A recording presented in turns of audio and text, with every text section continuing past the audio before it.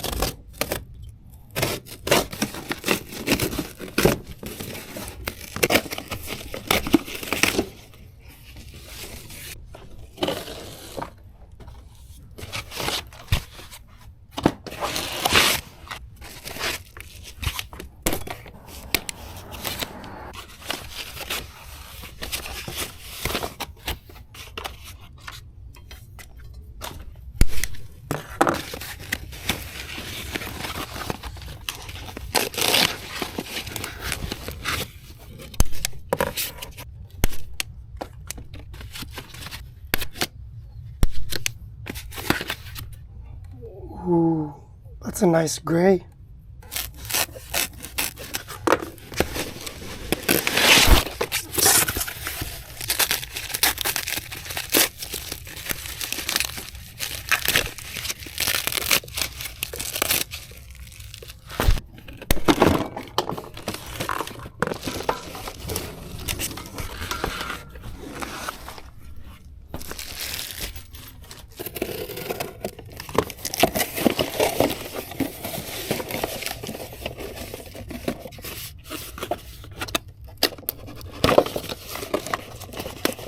This is a 2.5 amp charger, and our battery here is 21 amp hours. So 21 divided by 2.5, it should take about 8.5 hours to charge, give or take.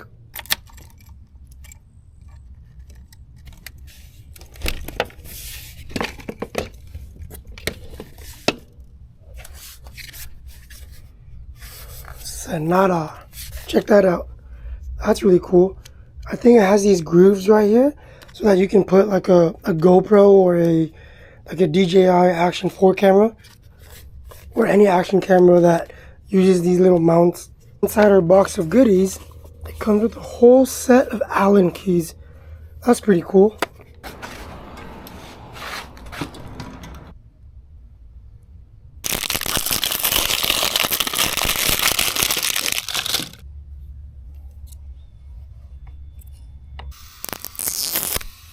Color is looking a lot nicer in person than on the website. If you look closely, there's like a pearl to it. It's a nice shine, and it's called charcoal gray. Yeah, the bike's looking good. We're just gonna wait for the battery to charge, and then we're gonna go ride this thing and test it out. Now that the battery is charged and the unboxing is done, let's talk about what we got here. We got 180mm front and rear rotors with mechanical disc brakes, plastic fenders, protect us from all the mud and pebbles. There's a headlight right here. Let's turn that on. On our handlebars, we have a bell and a horn. Our switches. To turn on the light, you hold the up arrow. This is my own personal phone holder. It did not come with the bike. We got our display right here.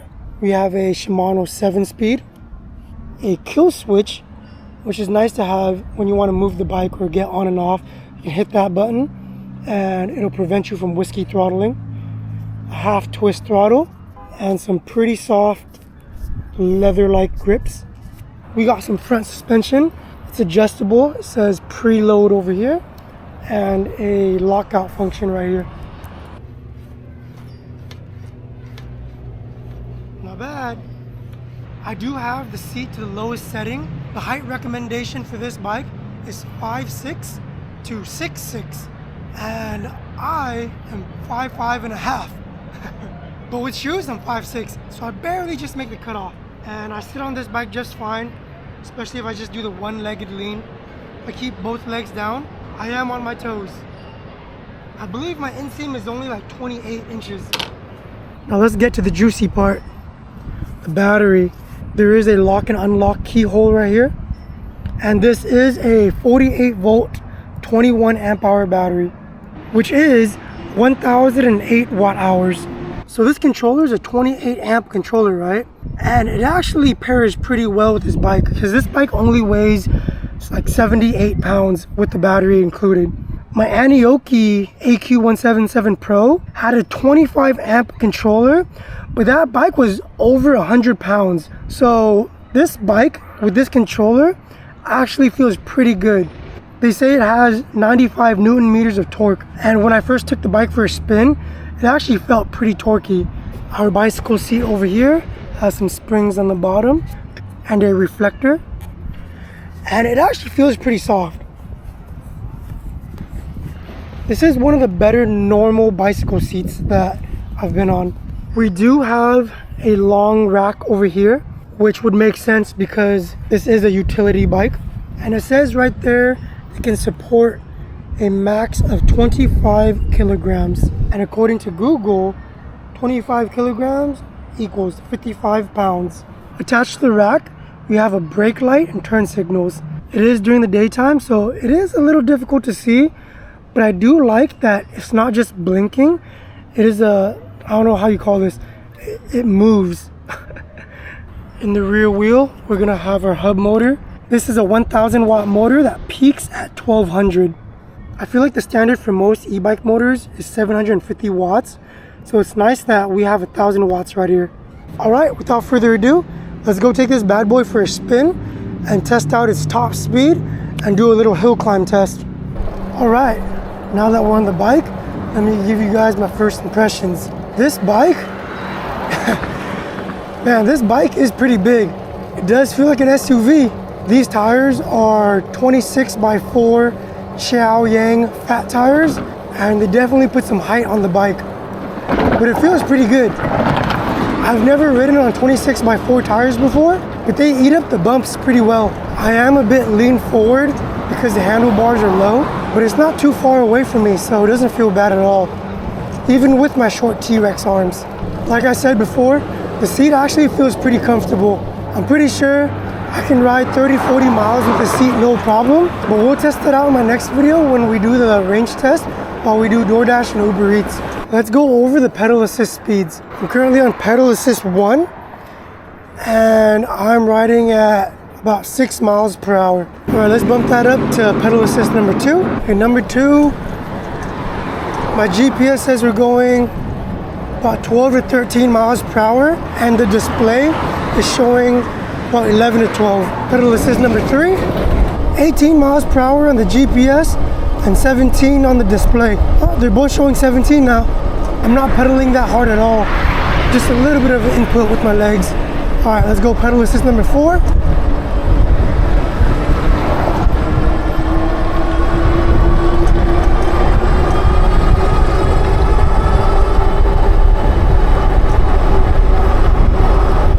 About 24 miles per hour. The website didn't specify what size the chainring was, but you know what? I can still pedal at around 24 miles per hour. That's pretty good. Let's test out pedal assist number 5. There's a huge boost. My legs are keeping up. Barely, but it's still keeping up. Oh, it's 30 miles per hour on pedal assist 5. 31. Let's do a top speed run right here.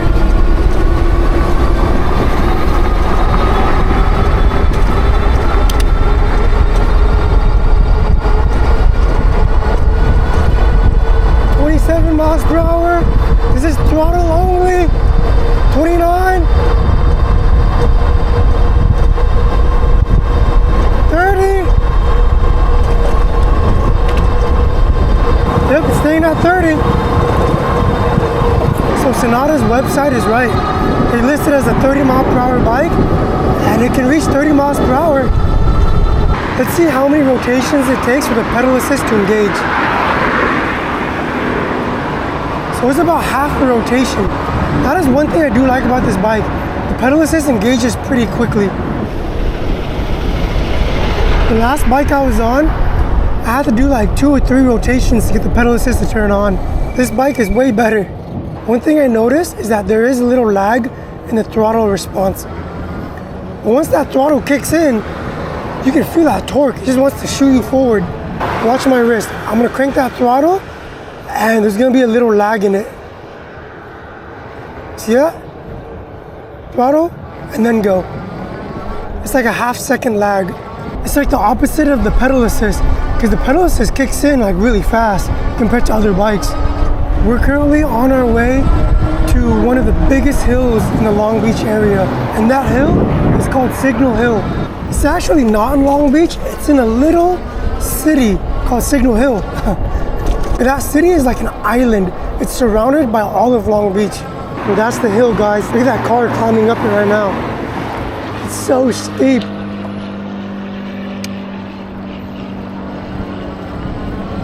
Throttle only.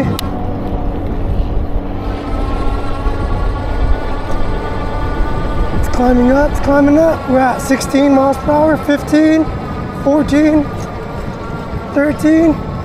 Gonna make it up without pedaling. Let's see that torque, baby. 8 miles per hour. It's still climbing. 7. Come on, fight it, baby, fight it. Yeah, it can climb it. Slowly, but it definitely can. If we pedal a little bit. Oh yeah. This thing can climb hills no problem. That was a really steep hill. I'll show you guys how high we went. We'll do a little off-road test right here into the grass. These giant tires handles the bumps on the grass pretty well.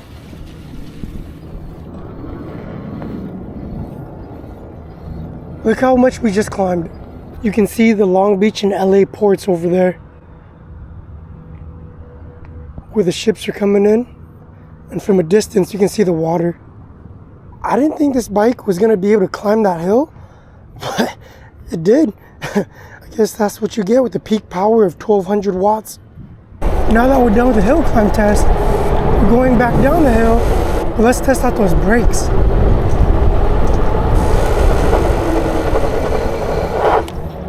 Oh yeah, they can lock up your wheel. And brake. Yeah, I got no problems with those brakes.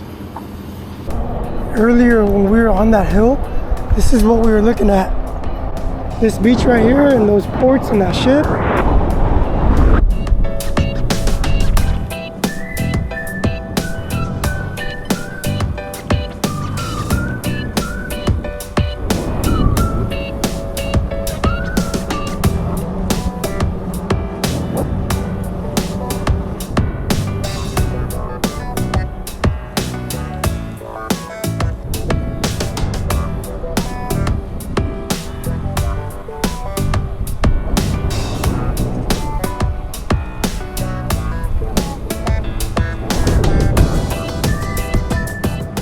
It's such a nice day out here in Long Beach, California.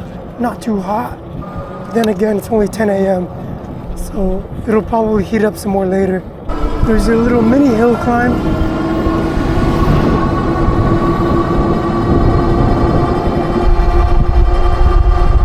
"21 miles per hour, solid." All right, let's close this video off with some pros and cons. The first pro that I like is that the seat is pretty soft. Secondly, this bike comes with a large rack. It's really long. You can fit a ton of stuff on here, or you could put a gigantic basket, or maybe even 2 like smaller baskets. This thing's huge. It's definitely true what they say when they call it a utility bike. I like that the 95 Newton meters of torque coming from this controller feels really punchy. And even though it's pretty quick, at 30 miles per hour, the chainring is large enough to where I can steel pedal and feel resistance. The battery is also a pretty decent size at 21 amp hours. I haven't done an official range test yet because that'll be my next video. But my Relive app says that we've ridden 11.1 miles and and the battery lights are still glowing green at 100%. But like I said, that test will be for another video. Now let's go over the things that I didn't like. There's pretty much only two things. The main one is that the throttle response has a tiny lag in there. You'll twist the throttle and there'll be like a half-second pause and then it'll kick in. But it's not a big deal to me. Once it does get going, it really sends you. The only other thing I didn't like is that the headlight isn't very bright. It's there for nighttime riding and people can see you coming, but it won't light up the entire road that well. But other than that, it seems like a pretty solid bike for the price you pay. Right now, the website is listing this bike for $1,099. But if you guys want to check out the bike, there will be a link in the description. And if you use code RASPYRIDES, you'll get $70 off your purchase, which will help you and me both. If you guys have any questions, let me know in the comment section below. Please like, subscribe, and I'll catch you guys in the next one. Peace. Thanks for watching.